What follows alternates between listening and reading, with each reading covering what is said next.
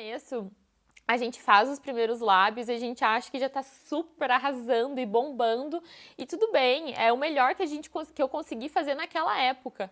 E obviamente hoje, quando eu olho para as bocas que eu fiz naquela época, eu penso, caraca, Isabela, você podia ter melhorado muito, mas era o que eu conseguia fazer naquela época, tá? Então eu vou pedir para rodarem na tela a primeira foto das duas pacientes que eu atendi, tá naquele antes e depois ali?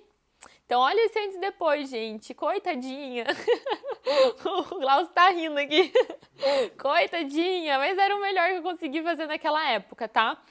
E agora eu quero também mostrar pra vocês como que está minhas bocas hoje em dia, pra justamente vocês entenderem que tudo que a gente faz na vida, ó, essa é a segunda boca que eu fiz no curso também.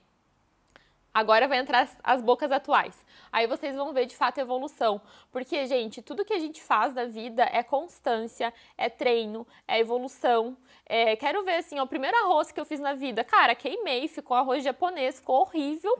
E hoje em dia eu sou top do arroz, entendeu? Então, tudo que a gente faz na vida é sim constância, é evolução e no preenchimento é a mesma coisa. E o que eu quero falar com isso, gente, é que se eu conseguir evoluir daquelas primeiras boquinhas para as bocas atuais, com certeza você também consegue. Só tem que ter muita prática, muito entendimento teórico e principalmente saber individualizar o plano de tratamento para cada paciente, tá bom? E aí, gente, o que eu fiz? Eu voltei para Curitiba depois desse curso, né, nesse meu primeiro curso aí de 2 dias, e eu não tinha paciente, não tinha consultório, não tinha trabalho, só que eu precisava de alguma forma colocar em prática o que eu aprendi ali naquele curso. E aí eu comecei, ó, agora vai entrar, gente, teve um delay aqui, mas agora vai entrar aqui o lábio de hoje em dia só para vocês entenderem de fato a evolução do que eu tô falando, tá? Então, se eu conseguir evoluir daqueles primeiros lábios para essas boquinhas lindas de hoje em dia, você também consegue. Mas tem que estudar muito, tem que planejar muito e, claro, treinar, tá bom? E aí, gente, o que aconteceu? Eu voltei para Curitiba depois desse meu primeiro curso, não tinha trabalho, não tinha paciente, não tinha consultório e eu precisava pôr em prática aquilo que eu aprendi. E aí eu comecei atendendo as minhas amigas, a minha mãe, as amigas da minha mãe, tudo de graça, gente. Eu só cobrava o preço do preenchedor. Então, no começo, eu basicamente meio que pagava para trabalhar. Porque eu tinha que alugar um consultório, nem que fosse uma diária, para atender essas pessoas e ainda não cobrava nada. Só que, de alguma forma, eu precisava pôr em prática, tá? E daí, quando eu comecei a atender as primeiras pacientes, né, começaram a surgir algumas dúvidas, alguns medos e algumas inseguranças. Então, por exemplo, eu tinha medo de não ter paciente. E eu creio que muita gente tem esse medo, né? Eu pensava, caraca, olha quanto profissional tem no mercado. Como que eu vou me destacar dos meus concorrentes? Será que eu vou conseguir ter paciente? Eu tinha um pouco de medo de intercorrência, insegurança com intercorrência.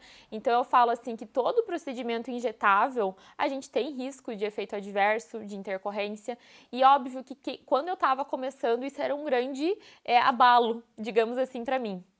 Eu nunca tive muito medo, assim, de furar pessoas, tá? Sempre fui mais sangue frio, então eu não tive medo de picar a boca de ninguém. Só que eu sou dentista e eu fiquei 4 anos e meio da faculdade só olhando pra dentro da boca, só olhando o dente.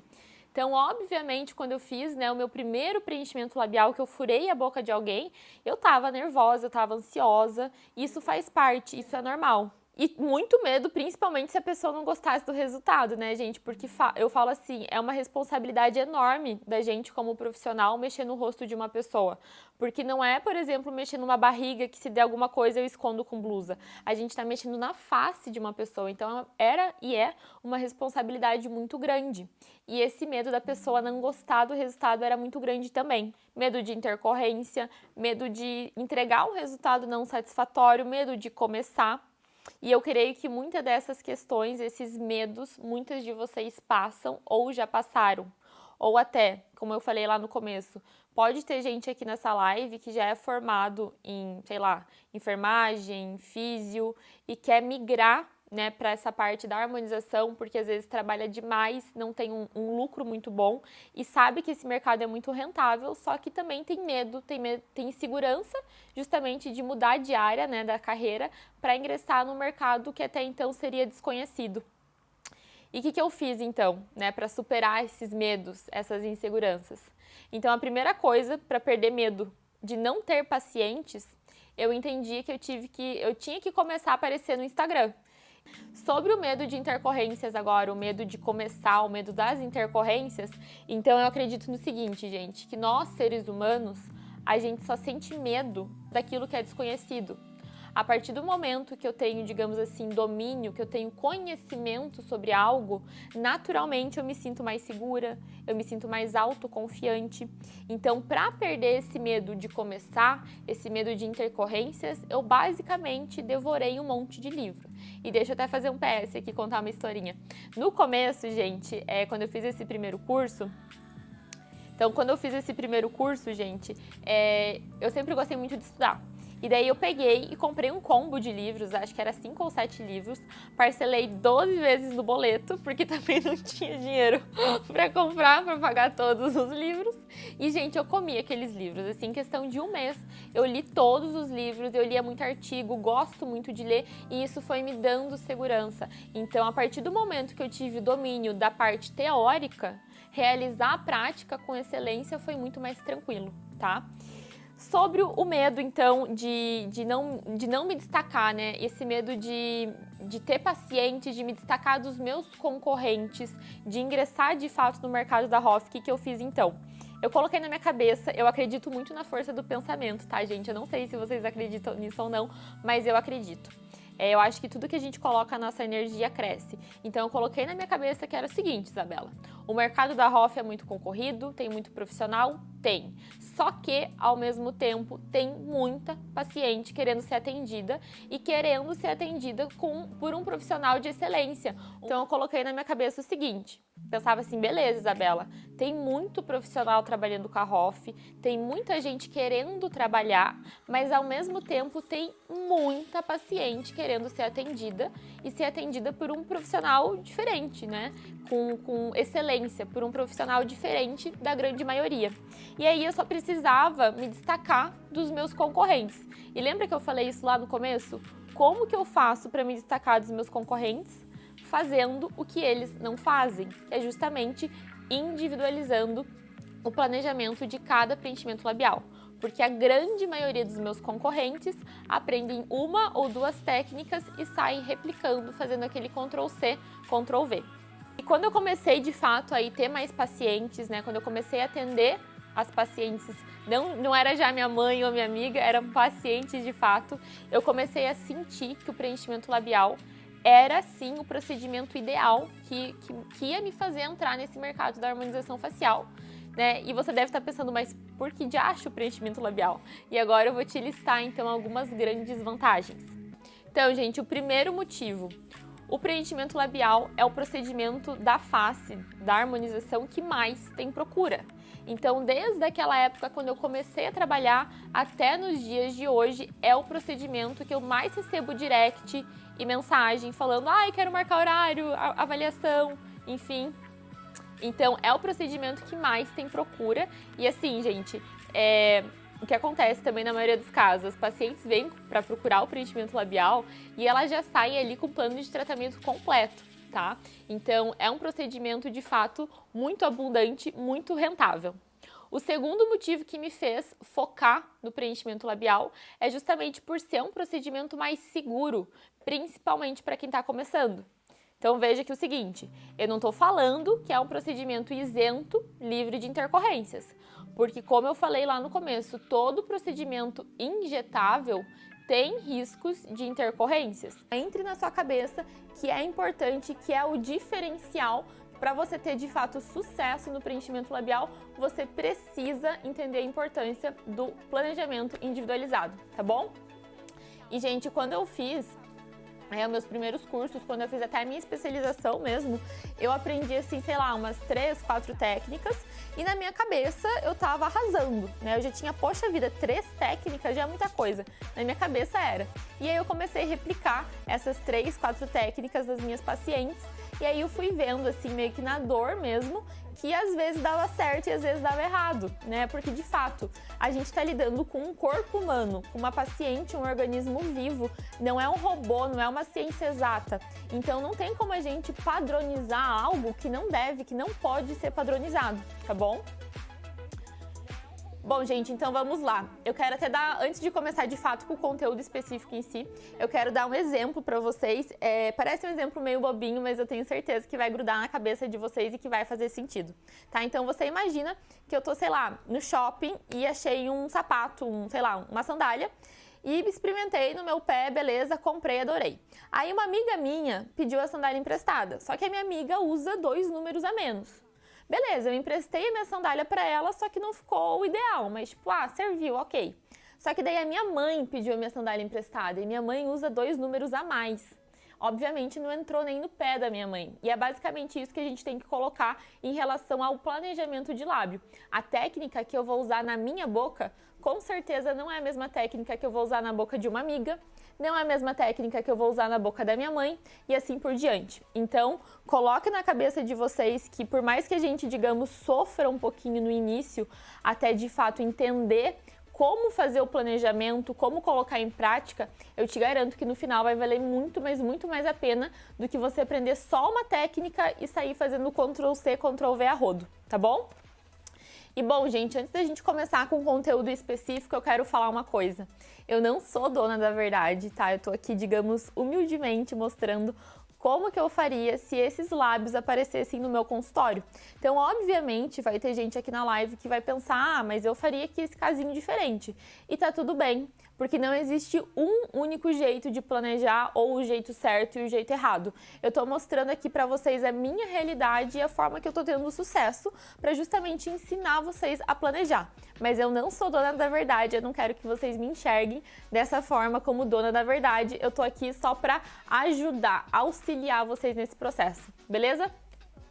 A gente tem que conversar muito bem com a paciente antes de começar o procedimento, tá?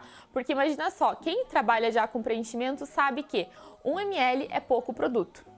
Em lábio assim, fino e invertido, 1 ml é menos produto ainda. Então, mesmo que a paciente não queira um bocão, a gente tem que falar, seguinte, a gente vai fazer 1 ml hoje, vai inchar, vai desinchar e muito provavelmente a gente vai fazer um segundo ml daqui umas semanas, meses, para ter um resultado bom, porque a tua boca é muito fina, é muito pequenininha. Então, 1 ml não vai dar nem pro choro, digamos assim, tá? Por mais que ela não queira bocão, a gente tem que explicar da importância de fazer um segundo ml nesse tipo de formato, nesse tipo de caso, tá?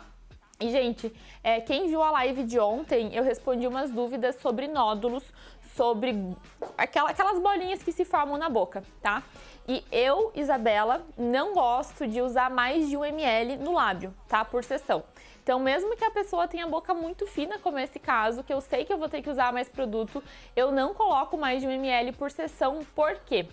Se eu colocar muito produto numa região muito pequena, onde não tem espaço tecidual como a boca, eu corro o risco desse preenchedor sair da boca e migrar para a pele, que fica aquela famosa boca de pato horrorosa, ridícula, brega, que ninguém quer, né? Ou eu corro o risco, se eu colocar muito preenchedor em uma única sessão, do produto aglutinar em um único ponto e formar os nódulos, tá? Então, para evitar esse tipo de intercorrência, eu gosto de fazer o lábio colocando 1 ml por sessão, tá bom?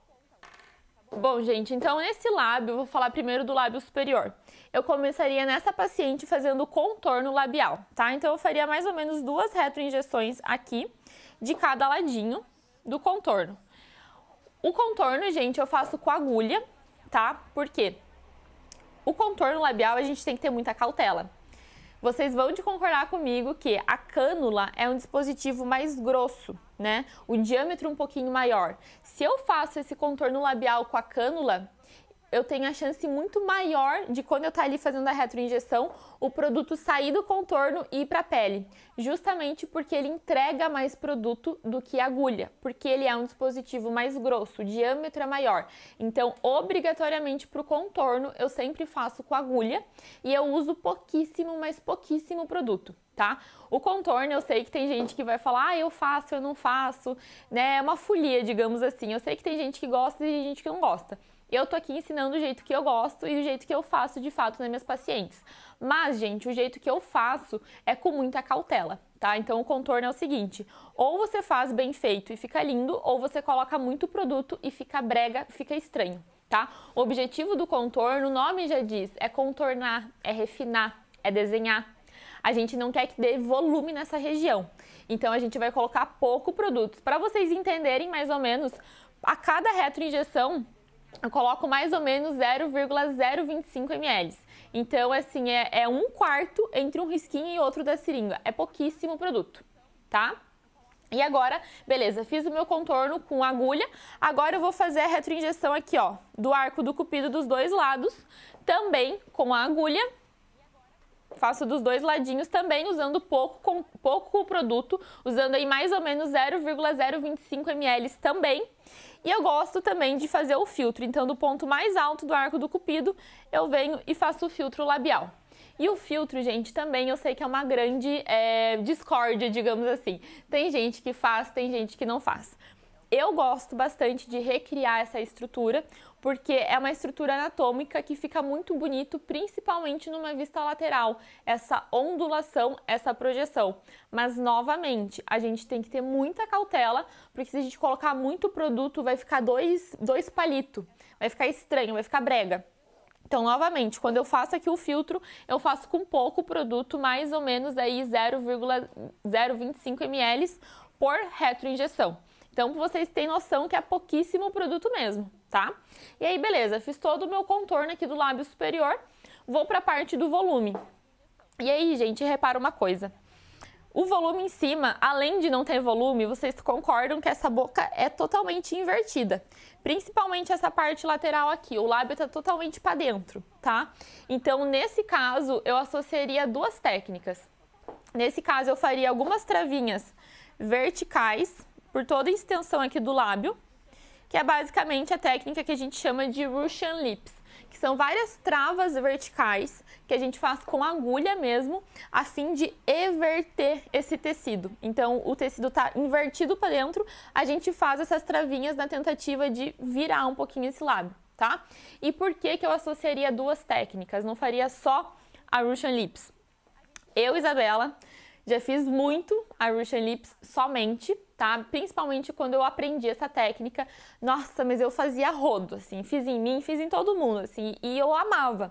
Só que daí, gente, eu comecei a ver alguns pontos não tão bons. Alguns pontos negativos, tá? Então, o primeiro ponto que eu não gosto muito só da Russian Lips é que vocês percebem que a gente faz vários pontos de entrada com agulha. Então, o edema tecidual é muito maior. Então, digamos que é uma relação diretamente proporcional. Quanto maior for a minha injúria tecidual, maior o trauma local no tecido, maior o edema e maior o inchaço. Então, se eu faço muitas picadinhas, esse lábio vai inchar muito. Só que a consequência é, se ele incha muito, ele desincha muito. Então, na hora, chegava um lábio fino, eu colocava 1 ml só de Russian Lips, a paciente saía com um bocão, eu pegava o celular para fazer o antes e depois com gosto, falava, caraca, sou muito boa.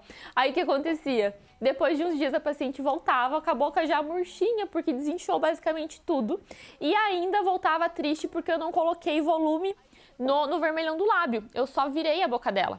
E aí, a partir disso, que eu comecei a fazer essa associação. Então, eu começo fazendo as travas verticais, mas hoje em dia, eu também, além de fazer essas travinhas, eu faço um pouquinho de volume aqui, ó. Uma retroinjeção mais ou menos horizontal no vermelhão do lábio, para eu ganhar um pouquinho de volume, tá? E a Isa, quanto que você usa mais ou menos de produto? A cada retroinjeção aqui das travinhas verticais, eu vou usar mais ou menos 0,025, então é pouca coisa. E aí sim, o volume aqui, na parte vermelhão do lábio, eu já vou colocar um pouquinho mais, tá? Quanto mais, gente, não sei, por exemplo, esse caso aqui, ó. Vocês concordam comigo que o volume de baixo tá muito maior do que o volume de cima, né? Naturalmente, ela já tem o lábio inferior já bem volumizado, bem marcado. Então, obviamente, eu sei que eu vou colocar muito mais preenchedor em cima do que embaixo para melhorar essa proporção, tá? Eu, Isabela, se fosse fazer esse caso, que no caso eu fiz, né, uma paciente minha, colocaria 0,7 ml em cima e 0,3 embaixo para totalizar 1 ml de preenchedor. E aí deve ter gente pensando, caraca, 0,7 em cima é muita coisa. E de fato é, gente. Mas reparem a desproporção labial que essa paciente tem. Se eu colocar meio e meio, vai continuar desproporcional. Se eu colocar 0,6, 0,4, vai melhorar? Vai, mas o de baixo vai continuar excessivamente maior, tá? Então, fiz essa parte superior e agora a gente vai para a parte inferior. Como que eu preencheria o lábio de baixo? Tá? Então, o lábio de baixo, eu também faria o contorno. Eu gosto, gente, de dividir aqui a linha média, tá? Então, desce aqui do nariz, linha média, e divido a boca. Aí, eu faria contorno aqui do lado, 2 reto-injeções, mais ou menos de cada lado, também com mais ou menos 0,025 por reto-injeção com agulha, beleza? E aí, gente, a parte do meu volume, ficou tortinho, mas dá pra entender. Aí a parte do volume, gente, aí eu posso fazer um monte de técnicas, né? Eu posso fazer a técnica de bolos, colocando um pouquinho de produto aqui central. Eu posso fazer uma retroinjeção horizontal. Eu posso fazer técnica de leque, né, de vetor. Então eu posso entrar numa retroinjeção horizontal e fazer outros vetores como se fosse um pé de galinha, tá? Então, nesse lábio aqui inferior eu posso fazer muita coisa. Só que eu tenho que lembrar que eu vou colocar mais produto em cima do que embaixo para eu melhorar essa proporção labial. E agora vamos marcar, meu povo. Vira aqui, Ari. Deixa entreaberta. Então, eu começo aqui, no caso dela, eu vou dividir a linha média aqui no lábio superior. Vou marcar o pontinho mais alto do arco do cupido, vira um pouco, dos dois lados e desenhar aqui o arco do cupido. Vou desenhar aqui o filtro. Tá pegando? O contorno labial, mais ou menos 2 retroinjeções. E aí, gente, para dar volume no lábio da Ari, eu vou fazer retroinjeções na horizontal. Então, aqui do ponto mais alto do arco do cupido, eu vou descer, como se fosse uma linha reta, e fazer uma retroinjeção horizontal.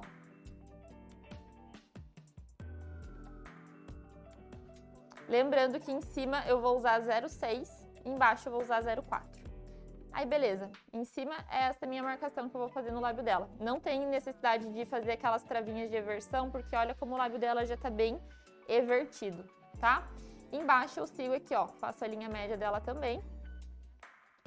Vira um pouquinho pra mim, Ari. Faço o contorno. E aí, o contorno a gente nunca leva até próximo à comissura, porque senão a boca fica muito alargada, tá? E aí, aqui no caso dela, eu vou fazer um pouquinho de bolos aqui centralmente e um pouquinho de retroinjeção assim, ó, meio que na diagonal eu falo. Ela não chega a ser totalmente na horizontal porque ela segue esse formato de meia lua do lábio, tá? Então, eu vou fazer um bolos, pouquinho bolos mesmo, talvez 0,05 e o restante aqui em retroinjeção.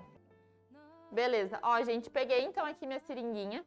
Sempre que eu coloco aqui a agulha, eu gosto de espremer um pouquinho assim, ó, pro gel sair, tá?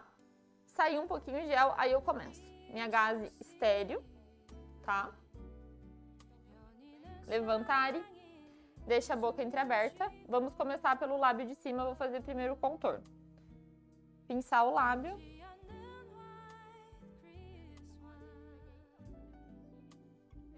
Bem superficial. E retroinjeto mais ou menos 0,025. Ah, Isa, você não aspira no contorno? No contorno não, gente. É extremamente superficial. Eu sei no plano que eu tô. Não tem necessidade, porque eu já sei, tenho prática. Sei que não tenho vasos calibrosos no contorno. Ó, tá vendo? É tão superficial que fica isquêmico aqui a agulha. Aí. Obviamente, quando eu faço o volume, aí eu aspiro. Fiz o contorno, aí eu vou limpando já o que eu fiz, o que eu não fiz também pra não me perder. Venho aqui fazer o arco do cupido.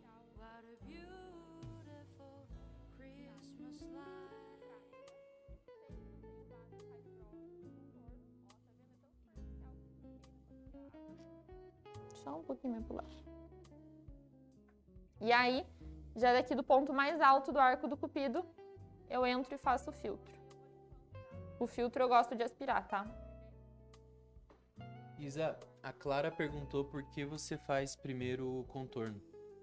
Gente, é preferência mesmo, pura preferência. Porque eu gosto, não tem um motivo científico para isso, é porque eu gosto. Assim como eu gosto de começar fazendo o lábio superior, eu gosto de começar a fazer o contorno, tá? E aí fiz o contorno, fiz o arco do cupido, fiz o meu filtro, abre, Ari. E agora eu vou dar o volume.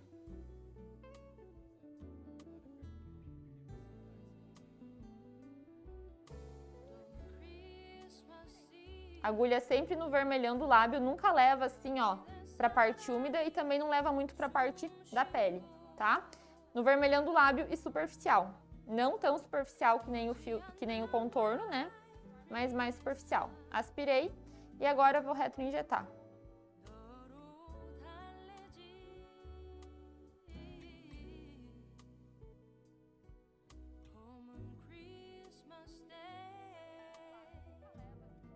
Acomodo um pouquinho, só com uma compressão digital.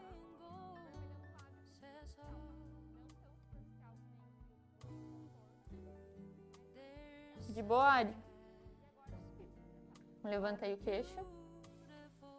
E agora vou descer mais um pouquinho, fazer aqui mais no cantinho. Vou entrar só com metade da agulha. Aspiro.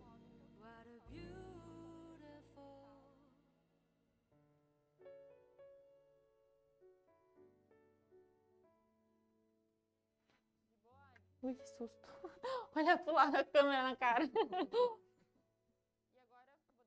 mais um pouquinho, fazer aqui mais no cantinho. Vou entrar só com metade da agulha. Pronto, gente, esse ladinho feito. Ai, que alívio essa internet funcionando. A gente tá numa correria aqui, gente. Olha, passando as nossas. Mas o importante é que deu tudo certo. Vou fazer a acomodação do produto, colocar ela sentadinha e refazer as fotos. Ó, gente, que legal. Deixa eu mostrar bem de perto. Tá vendo que aqui pegou um vasinho? Já saiu sangue e já levantou esse hematoma. Tá vendo que bem local já ficou um pouquinho roxo? E, gente, isso é super normal, tá? Que legal, né? Pra gente é legal, pra paciente, tadinha. Mas pra gente é legal que isso aconteça pra vocês verem de fato que é super possível. Tanto com cânula quanto com agulha, tá? A gente não tá isenta de pegar nenhum vaso com cânula. Inclusive, tem artigos que nos mostram que se a cânula for muito fina, ela tem o poder de perfurar um vaso também, como se fosse uma agulha, tá? Então, eu mostrei aqui pra vocês, ó, que já ficou esse hematoma bem superficial, tá? Já criou esse nódulo e isso daqui é um nódulo por extravasamento de sangue dentro do tecido, tá? Não tem o que fazer, espera que o corpo dela vai cicatrizar com o reparo tecidual e vai sumir dentro de alguns dias, tá? Mas já explique para a paciente que esse gordinho aqui do canto vai sumir e que não é preenchedor, é sangue que ficou acumulado por debaixo do tecido, tá? Ouviu, paciente? Bom, gente, então vamos lá. Eu entendo que quando a gente começa a nossa vida profissional, assim como injetores, dentro dessa parte de preenchimento, seja o labial, seja outros preenchimentos faciais, a gente tem medo das intercorrências, né? Porque é algo muito sério, a gente tá falando com o rosto de uma pessoa.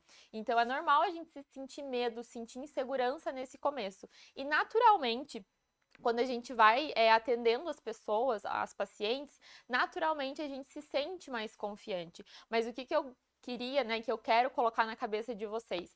Antes de você colocar a mão na massa e já sair praticando, você tem que obrigatoriamente dominar a parte teórica, tá? Porque quanto mais você tem o domínio, o conhecimento da teoria, naturalmente você consegue exercer a prática com muito mais naturalidade, com muito mais segurança, tá? Tem uma frase que eu gosto muito, que é do Sebastian Cotofana. Ele é um dos maiores, gente, anatomistas do mundo. Quem não sabe quem é ele, procura depois, dá um Google, porque o cara é bom demais. Ele é super novo, assim, mas o cara eu ia falar, mas o cara é bom demais, tá? E assim, nossa, ele é super novo, mas ele tem muita expertise. E deixa eu até fazer um PS. Agora, início de abril, Eu fui no congresso em São Paulo de harmonização facial e eu tive o prazer de ver uma aula com ele online sobre anatomia da face. Eu fiquei assim, ó, boquiaberta. O cara é muito bom. E tem uma frase dele que eu vou falar pra vocês, que é justamente ele fala o seguinte: Be aware, not afraid, que é basicamente esteja atento, esteja ciente, mas não tenha medo. Tá bom? E é isso que eu quero mostrar para vocês na live de hoje. Então, esteja ciente dos problemas, esteja atento aos sinais que o corpo vai nos entregar se tem algum problema e principalmente saiba tratar, tá? Então, é normal a gente sentir um pouquinho de medo, sentir um pouco de segurança, mas não deixe de realizar, não deixe de fazer por conta do medo. Super importante, porque eu quero ser bem sincera com vocês. Só para vocês entenderem, o meu TCC da minha especialização de harmonização, foi sobre necrose tecidual, tá? Em relação com os preenchedores, e foi uma revisão de literatura. Então, eu li bastante artigos sobre necrose tecidual. E o que acontece? Tinha alguns artigos que mostravam o seguinte, que a isquemia tecidual não necessariamente precisa ser imediata. Tinha alguns artigos que as pacientes faziam preenchimento, iam para casa e depois aí de 1 hora começou a ficar isquêmico. E aí, gente, tá um grande ponto que você tem que conversar com a paciente. Ó, fulana, a gente fez o preenchimento, daqui 1 hora eu quero que você me mande uma foto, porque eu preciso ver como que tá. Daqui 2 horas você me manda outra foto, porque eu quero saber como que tá. Por quê? Se a gente fez o preenchimento, ela saiu bonita do consultório, tecido rosa, roxo, tudo normal, assim, hematoma às vezes, nódulo, mas tá tudo certo. Tudo dentro da normalidade, edema, digamos assim. Ela foi pra casa e depois de 1 hora, 1 hora e meia, começou a ficar isquêmico, começou a ficar branco, e eu não avisei essa paciente que isso não é normal, não é obrigação dela, né, me mandar mensagem e pedir se tá tudo bem. Creio que a grande maioria das pacientes iam ter essa noção, essa consciência, né? Porque a gente tem medo, mas tem paciente que não ia mandar mensagem, que ia achar que tá tudo bem. E aí, gente, que mora o perigo. Porque se eu não tratar essa isquemia tecidual, ela vai evoluir. E aí, gente, obviamente que a isquemia não evolui para uma necrose em questão de meia hora, 1 hora, tá? Só para vocês entenderem as fases. Se a gente teve uma isquemia tecidual, ficou branquinho e não foi tratado, em questão assim de 1 hora, 2 horas, vai evoluir para o que a gente chama de uma área cianótica. Então aquele tecido que estava branco começou a ficar meio roxo, meio azulado. E aí, novamente, se a gente não intervir nessa fase, ela vai evoluir para uma fase de pústulas, que é como se fosse várias bolinhas, tá? Tipo bolinhas de herpes, assim, várias vesículas, tá? E aí, novamente, se eu não intervir nessa fase, essas pústulas vão evoluir para o que a gente chama de necrose tecidual, que é quando, né, ferrou de vez. Então, necrosou o tecido ficou morto, ficou necrosado, e aí, meu filho, você chora, tá? Infelizmente, assim, a partir do momento que a gente necrosou o tecido, a gente não tem muito o que fazer, tá? Ele já tá um tecido morto. A gente pode entrar com medicação, antibiótico, corticoide, anti-inflamatório, anticoagulante. E em casos mais graves, de fato, depois que necrosou, você pode tentar câmera hiperbárica para melhorar a oxigenação nos tecidos, laser terapia, ozônio terapia, mas o que eu quero colocar na cabeça de vocês é que a gente não vai, em hipótese nenhuma, deixar evoluir uma isquemia tecidual ao ponto de se tornar uma necrose, tá? Então, no começo, experiência própria, quando eu comecei a atender, como eu falei, enquanto a gente está atendendo a paciente, a gente está vendo se tem algo de errado ou não. A partir do momento que ela foi embora do meu consultório, eu falo, ó, fulana, daqui, fazia, né, mais isso no começo, hoje em dia eu sou mais tranquila, eu já tenho mais confiança. Mas no começo eu falava assim, ó, fulana, daqui 1 hora você vai me mandar foto da tua boca, porque eu quero saber como que tá. Se você quiser, não precisa falar, né? Ai, porque eu quero saber se vai necrosar ou não. Você só fala, ai, porque eu quero saber como que tá a inflamação, como que tá o edema. Depois de 1 hora, depois, no caso de 2 horas, você vai me mandar outra foto. Depois de 3 horas, você me manda outra foto. Então, os meus primeiros preenchimentos, pra eu ter segurança e dormir, né? Colocar a cabeça no travesseiro e dormir com segurança, eu pedi pra me mandar umas 5 fotos no dia. E quando a paciente acordava, eu pedi pra me mandar outra, tá? Então, é melhor a gente ter essa cautela. Manda um monte de foto que precisar, porque se ela teve uma isquemia tardia, como nos artigos que eu li, você pode falar, ó, corre aqui pro consultório e vamos colocar a hialuronidase, tá?